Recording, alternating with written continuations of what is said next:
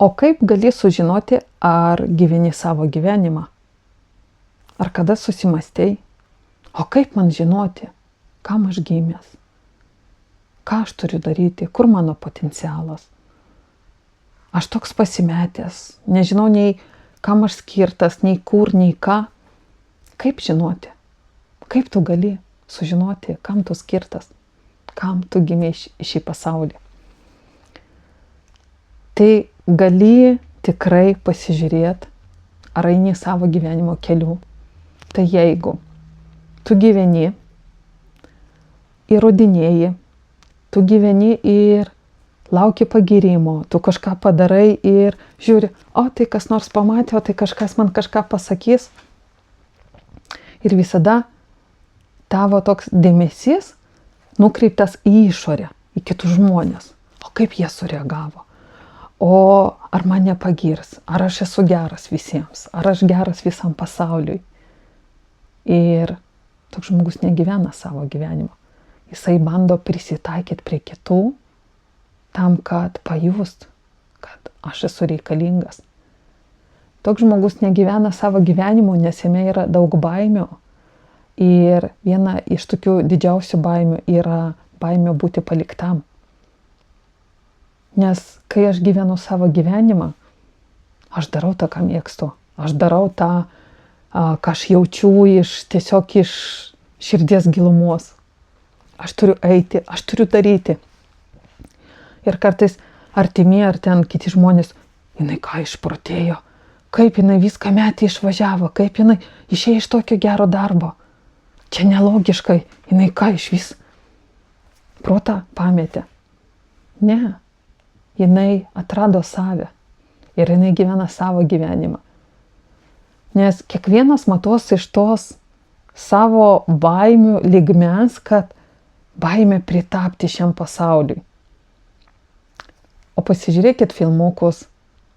Dabar, kaip aš prisiminsiu, pavyzdžiui, Lego, Linksmosios pėdutės, Ne savo kailį ar kažkas panašaus, apie tokį paukštį ir kažkokį gyvūnėlį.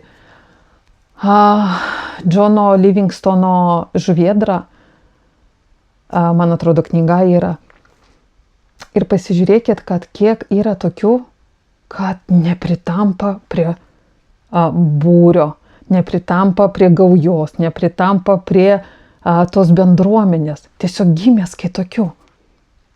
Bet filmukai kuriami ne šiaip sau. Nes tu esi išskirtinis. Nes jūs net pabandykit pasižiūrėti į visus žmonės. Mes visi esam skirtingi. Kiekvienas iš mūsų gali būti tuo nepritampančiu. Ir dažnai tos tokios, sakykime, traumos, nors nemėgstu šito žodžio, bet traumos yra iš vaikystės.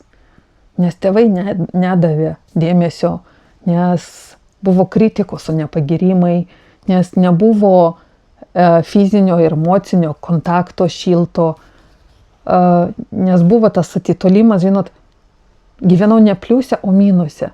Ir tada aš einu į gyvenimą, kad aš kažkoks netoks, aš nepritampu, man reikia apsirengti taip, kaip visi rengiasi, man reikia būti tokiu pat kaip visi, man reikia į kavinės, į tokias pat, kur visi eina, nes tiesiog aš noriu pritapti, nes kažkada man niekas nepasakė, kad tu esi nuostabus toks, koks esi.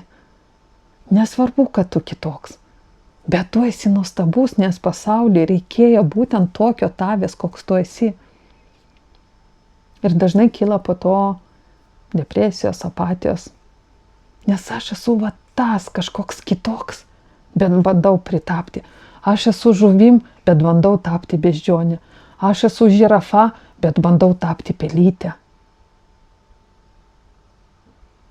Ir jeigu tu pastebi, kad tu gyveni būtent laukdamas kitų dėmesio, kito atgalinio ryšio, kito pagyrimo, kito priėmimo ir tu dažnai išduodi save, žinok, tu negyveni savo gyvenimą.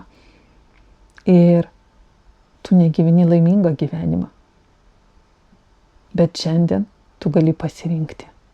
šiandien tu gali padaryti pirmą žingsnį link savo tikro gyvenimo, link savo laimingo gyvenimo.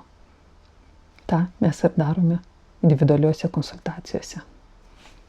Tad kviečiu tave.